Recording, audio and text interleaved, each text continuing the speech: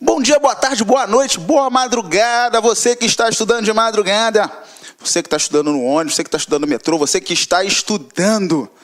É extremamente importante o seu foco. Meu nome é Jorge Augusto, professor de Biologia da família LAC Cursos, e nós hoje temos, um novo desafio. Hoje, aliás, todo dia, toda semana, toda aula é um desafio, não é verdade? Mas espero que você esteja gostando dos nossos desafios e eu tenha acrescentado alguma coisa, esteja acrescentando ou confirmando o que você já sabe, tá legal? Então, nós vamos aqui para as organelas celulares, tá legal? A parte 2 aí de organelas celulares, tá? Diretamente. Bem, a gente está tratando de citoplasma, cara. Quando a gente trata diretamente de citoplasma, a gente trata de uma região celular aonde ocorre diretamente o metabolismo. O metabolismo, conjunto de reações físico-químicas celulares.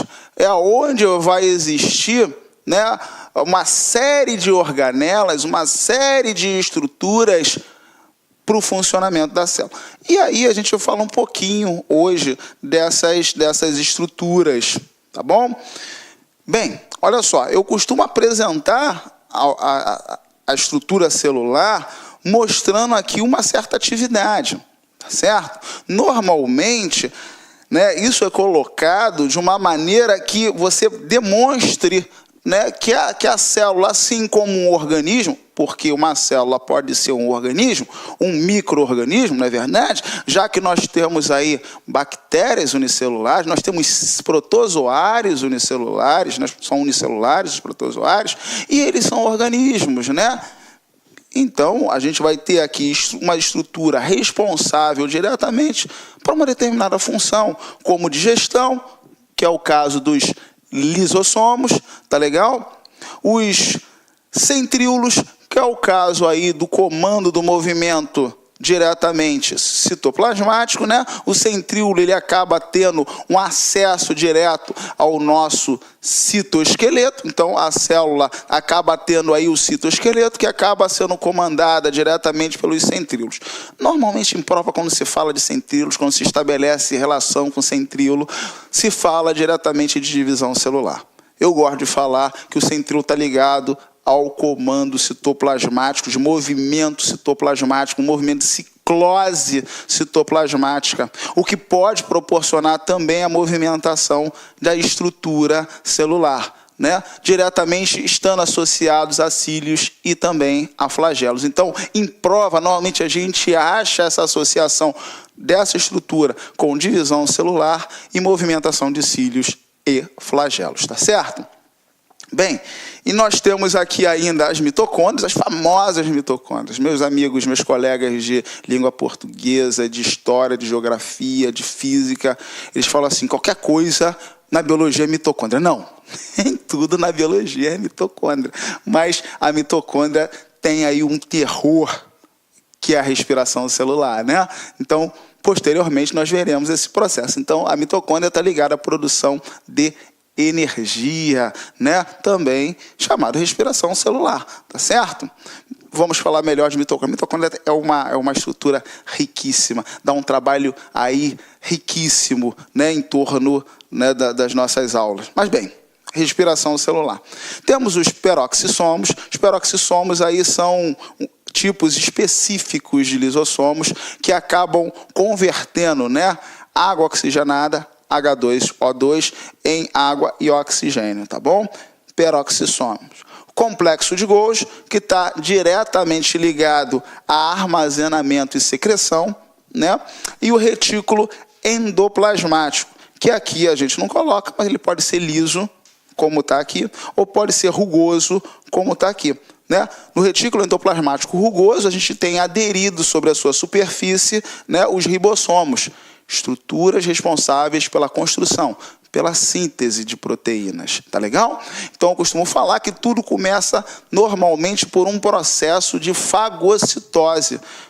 Fagocitar significa englobar, envolver, né? Então, a fagocitose, como vimos na última aula, né? A fagocitose está ligada a um transporte, um englobamento de substâncias sólidas. A substância, quando entra na célula, ela é digerida, é formada uma estrutura em torno dela, que é o vacúolo, que pode ser um local direto de digestão, ou pode ser um local para armazenamento, ou pode ser uma estrutura que vai controlar, né, a quantidade de água dentro da célula, e aí eu posso falar de vacúolo pulsátil ou retrátil, tá legal? Tem esses dois termos. Então, lá no vacúolo a gente digere, a célula melhor digere com suas enzimas. Aí é necessário a presença dos lisossomos. Então, os lisossomos vão para lá. E eu costumo falar para os meus alunos que a célula parece que ela brinca constantemente de Lego. Lego é aquele brinquedo em que você desmonta e monta, desmonta e monta. O Lego ele é extremamente importante para o desenvolvimento da criança, porque de um brinquedo você pode tirar múltiplos brinquedos. É uma transformação e a célula é basicamente desse jeito. Ela pega algo e monta, estabelece uma relação de construção. Em alguns momentos, ela acaba também destruindo. Então, ela fica montando e desmontando, montando e desmontando, como se fosse uma brincadeira de Lego. E a estrutura responsável por desmontar, né, está aqui, ó, é o lisossomo, que normalmente se apresenta num vacúolo, vai para um determinado vacúolo.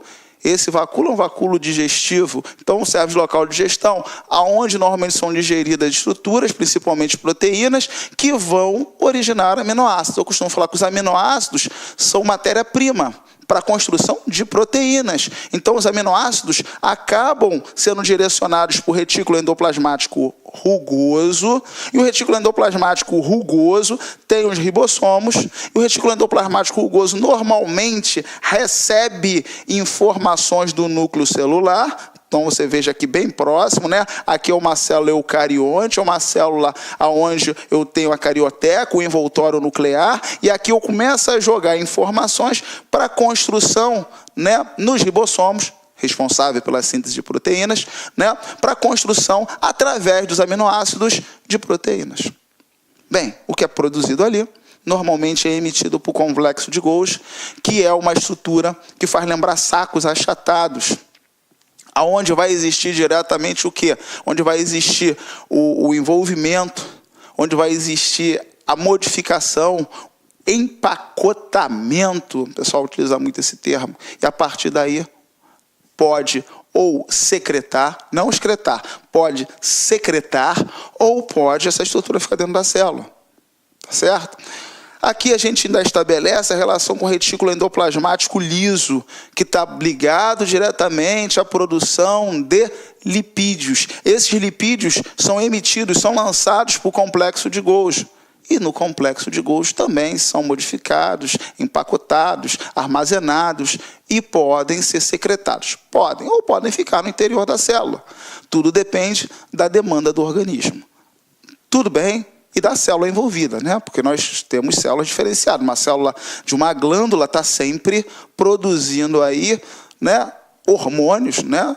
Vamos botar assim, glândulas endócrinas, produzindo hormônios para serem lançados na corrente sanguínea. Então, para serem secretados na corrente sanguínea. Aí, nesse caso, nós teremos uma quantidade razoável, melhor, posso dizer, bem grande, né, de organelas como o complexo de Golgi, né, que vai estar empacotando e emitindo, né, empacotando e secretando, envolvendo e secretando. Mas bem, isso aí para a gente observar rapidamente o desenvolvimento aqui de uma célula, né, animal. Tá bom? É lógico que nós temos aí células bacterianas, que são diferenciadas, que a gente vai ver numa outra aula. Nós temos também células vegetais, que tem uma determinada diferença. Mas, para basear isso, né, nas nossas avaliações, nos nossos concursos, vamos observar o que as principais bancas do país acabam cobrando desse tipo de conteúdo. Tá legal? Bem, de cara, a gente viu a prova da CEPERJ, professor de Biologia do Estado do Rio de Janeiro, do ano de 2014.